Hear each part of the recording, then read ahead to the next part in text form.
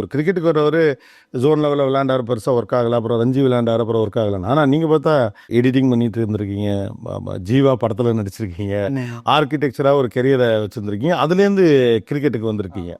உங்கள் லைஃப்பில் நீங்கள் இப்போ உட்காந்து யோசிக்கிறப்ப உங்களை பில்ட் பண்ணி இன்னைக்கு ஒரு ஸ்டார் வருண் சக்கரவர்த்தியாக உட்கார வச்சிருக்குது உங்களுடைய சக்ஸஸாக உங்களுடைய ஃபெயிலியர்ஸ்ன்னு நினைக்கிறீங்களா? சார் கண்டிப்பாக எனக்கு அது நான் ஃபெயிலியர்னு சொல்ல மாட்டேன், சக்ஸஸ்னு சொல்ல மாட்டேன். எனக்கு நடந்த ஈவெண்ட்ஸ் எக்ஸ்பீரியன்சஸ் தான் சார். என்னோட 20s வந்து கொஞ்சம் டெஃபினட்டாக ரஃபாக இருந்துச்சு. ஏன்னா அப்போது காலேஜ் முடிக்கிற வரைக்கும் நம்ம ஒரு ட்ரீம் வேர்ல்டில் இருப்போம்ல. எல்லாம் காலேஜ் முடிச்சதுக்கப்புறம் எல்லாம் நல்லா நடக்கும், எல்லாம் நம்மளை தேடி வரும்னு. காலேஜ் முடிச்சதுக்கப்புறம் தான் தெரியுது நம்ம தான் எல்லாத்தையும் தேடி போனோம், எதுவுமே நம்ம கையில் வந்து உட்காராதுன்னு தெரிய வந்துச்சு.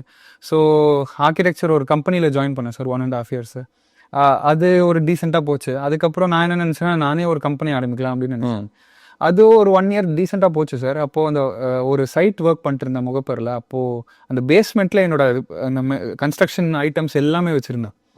ஸோ அந்த வரதா புயல் வரும்போது அந்த பேஸ்மெண்ட் ஃபுல்லாக ரொம்பிடுச்சு. ஸோ அந்த இருக்கிற மெட்டீரியல்ஸ், நான் இன்வெஸ்ட் பண்ண எல்லா மெட்டீரியல்ஸும் அதிலே அடிச்சிட்டு போயிடுச்சு. ஸோ அவ்வளோதான், டப்புன்னு ஸ்டாப் பண்ண மாதிரி. இப்போ ஆரம்பித்த கம்பெனி பட்டுன்னு முடிஞ்சு போச்சு. ஆமாம், ஒரு 1 yearல அது எல்லாமே தண்ணியோட போன மாதிரி தான், அப்படியே ஃபுல்லாக தண்ணியில் சப்மர்ஜ் ஆயிடுச்சு. ஸோ அதுக்கப்புறம் என்னால் இன்னும் இன்வெஸ்ட் பண்ண முடியல. ஸோ அது அப்படியே ஸ்டாப் பண்ணிட்டேன். ஸோ அப்போ தான் நிறைய ஃப்ரெண்ட்ஸ், எனக்கு ஆல்ரெடி ஃப்ரெண்ட்ஸ் இருந்தாங்க. ஸோ இந்த ஃபிலிம் மேக்கிங் நிறைய பேர் அந்த டைமில் அந்த ஷார்ட் ஃபிலிம் எடுக்கலான்னு ஒரு கிரேஸ் போயிட்டு இருந்துச்சு அந்த பீரியட். ஆமாம். ஸோ அந்த டைமில் நானும் அந்த மாதிரி போய் ஷார்ட் ஃபிலிம்லாம் எடுத்து அந்த மாதிரிலாம் அப்படி கிடச்ச ஒரு வாய்ப்பு தான் ஜீவாவில் வந்து அசிஸ்டன்ட் டைரக்டராக ஜாயின் பண்ணலான்னு தான் போனேன்.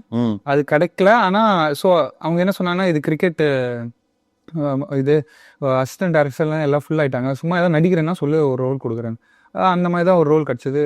அசிஸ்டன்ட் டைரக்டராக போகிறோம், கிடைக்கல, பரவாயில்ல, ஒரு ரோல் பண்ணுவோம், அவ்வளோதான். பரவாயில்ல, எது கிடைக்குதோ அதை யூஸ் பண்ணிடுவோம். ஆமாம்.